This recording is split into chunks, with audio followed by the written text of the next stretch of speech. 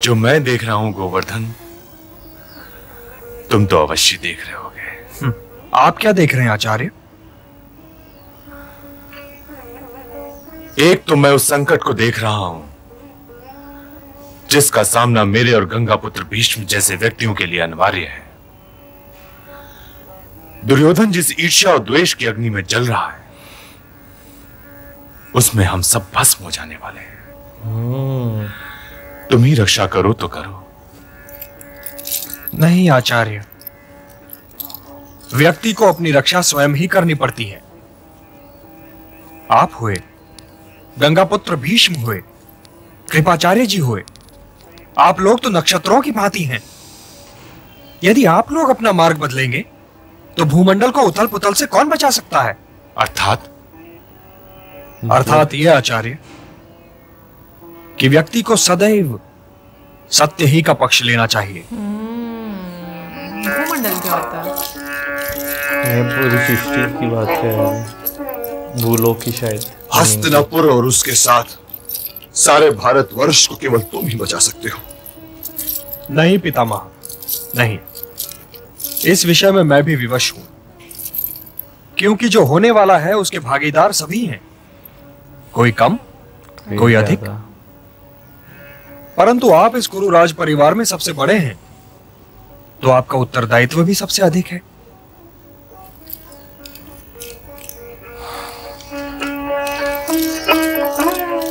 बीच में तो मैं कहीं ना कहीं थक गया। दुर्योधन नहीं मानता कृष्ण, दुर्योधन नहीं मानता। वो आपकी समस्या है पितामह।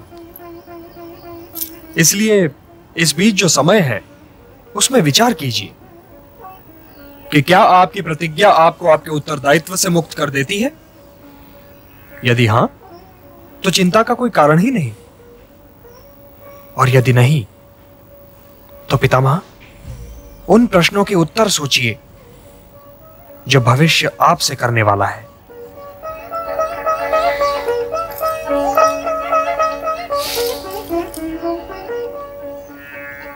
इस नेत्रहीन से कोई क्या प्रश्न कर सकता है मधुसूदन? सबके पास जा रहे हैं। हाँ, नेत्रहीनता के इस ढाल को सामने से हटाइए महाराज, और अपनी वास्तविकता का सामना कीजिए। सीधा जवाब।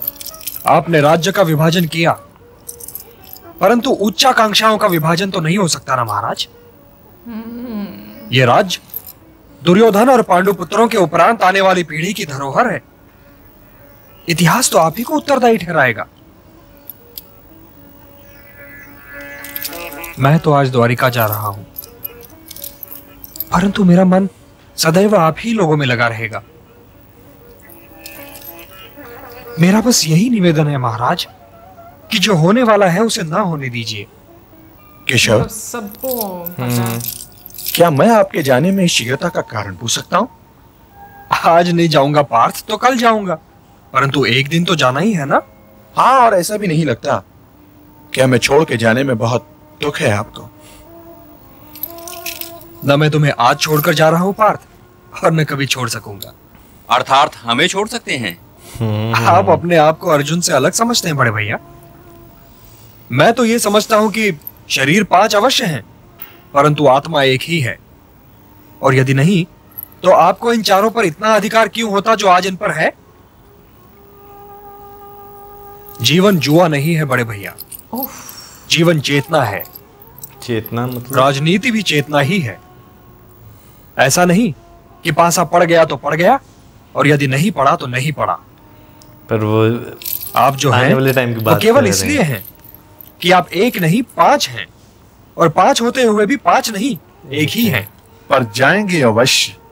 मैं रुकना चाह रहा हूं ना, इसलिए इनका जाना बहुत आवश्यक हो गया है। अरे कृष्ण, कुछ दिन और रुक जाओ, बुआ कुंती का स्नेह से आशीर्वाद लो।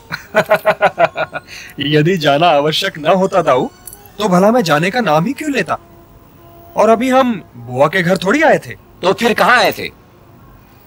हम लोग इंद्रप्रस्थ नरेश के राजसूय यज्ञ में भाग लेने आए थे दाऊ, और इसमें भाग लेने वाले सारे या तो जा चुके हैं या जाने वाले हैं। जी चाहे तो बड़े भैया से पूछ लीजिए कि अब कुल कितने लोग रह गए हैं। ज्येष्ठ पिताश्री भी कल जा रहे हैं। बस गंधार नरेश और दुर्योधन रुक रहे हैं कुछ दिनों के लिए। दुर्योधन को तो राजसभा गृह ने मोहित कर लिया है। और मामाश्री को किसने मोहित कर लिया? मामाश्री। मामाश्री को तो इंद्रप्रस्थ ही ने मोहित कर लिया होगा। आप मुझे एक कारण बताइए मामाश्री कि अब हम यहाँ किस अपमान की प्रतीक्षा में रुके हैं। मामाश्री चाहे तो रुक जाए, और तुम्हारा जी चाहे दुर्योधन तो तुम भी रुक सकते हो, परंतु मैं महाराज के साथ जा रहा हूं। जी तो मेरा भी नहीं लग रहा है यहाँ। अरे तो फिर तुम सब चले जाओ, परंतु मैं अभी नहीं जाऊंगा। फिर वही मामाश्री, अब हम यहाँ किस अपमान की प्रतीक्षा में रुके हैं? अहो, अब हम किसी अपमान की प्रतीक्षा नहीं कर रहे पुत्र दुर्योधन। मैं तो केवल कृष्ण के जाने की प्रतीक्षा कर रहा हूँ। कृष्ण? वो क्यों? कृष्ण के आने जाने से हमें क्या लेना देना? कृष्ण के आने जाने से ही तो हमें सब कुछ लेना देना है अंगराज कर्ण। क्योंकि वसुदेव के इस पुत्र के अतिरिक्त शकुनी के कांटे का मंत्र कोई नहीं जानता। किसके कांटे का? शकुनी के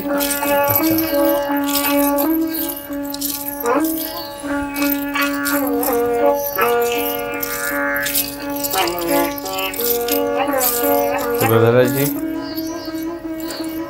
ऐसे उनके पास आएंगे, द्रौपदी जी के पास। आओ। ये लो, मैं तुमसे यही कहने आया था कि सुभद्रा की ओर देखकर मुस्कुराती रहना, और तुम मेरे कहे बिना ही मुस्कुरा दी। मैंने इसे लाख कहा कि द्रौपदी तुम्हें बहुत चाहती है, परंतु यही घबराई जा रही थी। भैया, तनिक भगवान से भी डरा करिए। किससे डरूं? ओ, भगवान से। तू कहती है तो डर लेता हूँ, परंतु तू मत घबरा, द्रौपदी तुझे बहुत प्यार देगी। मैं कब घबरा रही थी? दीदी से झगड़ा करवाएंगे आप? सुभद्रा, तुम किसकी बात में आई जा रही हो? द्रौपदी ठीक कह रही है, इसे तो लड़ाने का चस्का है। द्रौपदी नंदगांव में खेल में गड़बड़ करता और फिर यशोदा मैया से जाके जड़ देता कि मैया मोही दाऊ बहुत खिजायो, और मैया मुझे डांटने लगती। आप चिंता न कीजिए दाऊ, मैं इन्हें आज से थोड़ी ही जानती हूँ। पर देखिए देवकी नंदन, आप मेरा और सुभद्रा का झगड़ा नहीं करवा सकते। ये मेरी सौत नहीं, आपकी छोटी बहन है। मेरे पास आपकी धरोहर है। सुभद्रा की चिंता मैं कर लूंगी, आप जाके शेष संसार की चिंता कीजिए। ठीक है, तो मैं चला शेष संसार की चिंता करने। चलिए दाऊ।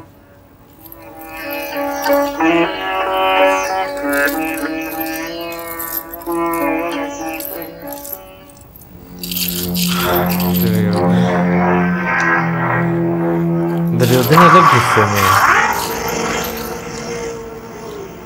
अब तो वासुदेव भी चले गए हैं और पितामह के साथ पिताश्री भी चले गए। अब बताइए।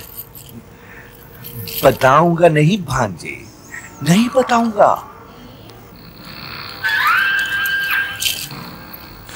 अब तो मेरा अंतिम खेल आरंभ होने वाला है। तुम चुपचाप बैठ जाओ और देखते रहो। अब मेरी और सम्राट युधिष्ठिर की चौसर जमेगी। सम्राट युधिष्ठिर। चौसर मामाश्री? चौसर? आप यहाँ चौसर खेलने के लिए रुके हैं? चौसर का नाम इतने अनाथ